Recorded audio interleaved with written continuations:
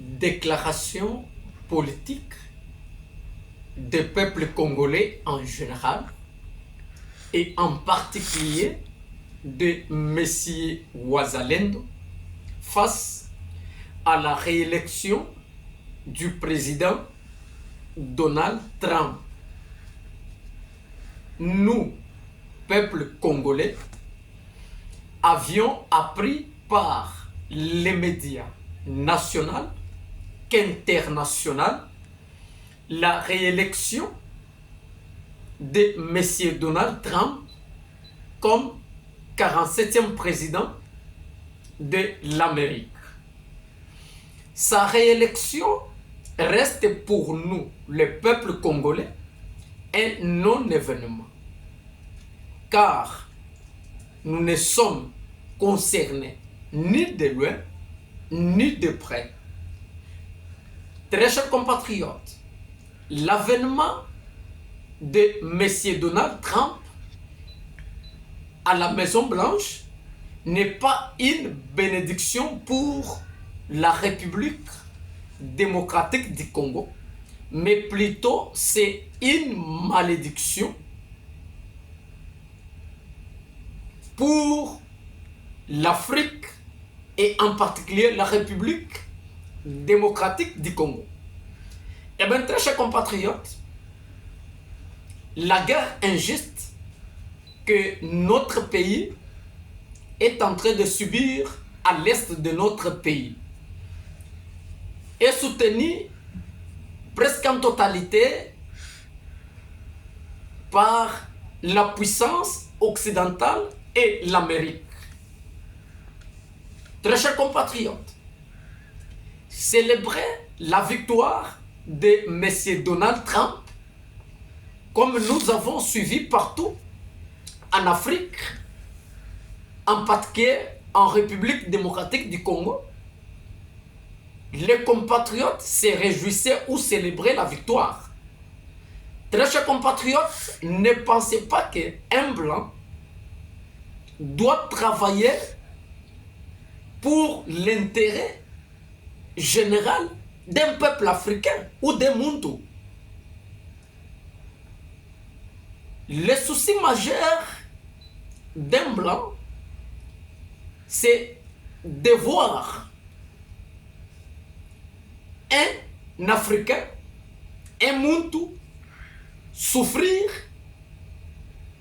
travailler pour eux, être à leur commande. C'est pour cela.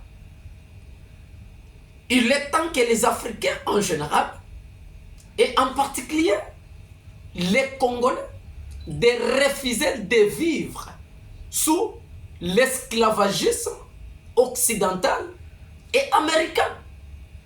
Très chers compatriotes, la destinée de notre pays, la République démocratique du Congo, est sur nos épaules.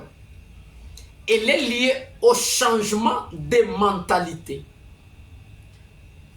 pour libérer notre pays. C'est pour cela que nous exhortons à la jeunesse congolaise de se constituer un mouvement de pression pour refuser l'agression rwandaise et la puissance occidentale.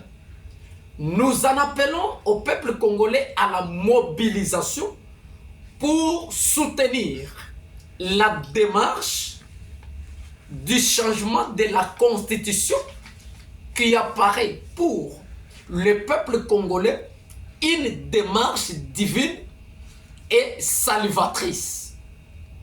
Eh bien, très chers compatriotes, nous sommes très préoccupés par la situation sécuritaire de notre pays. Le comeback électoral pour M. Trump,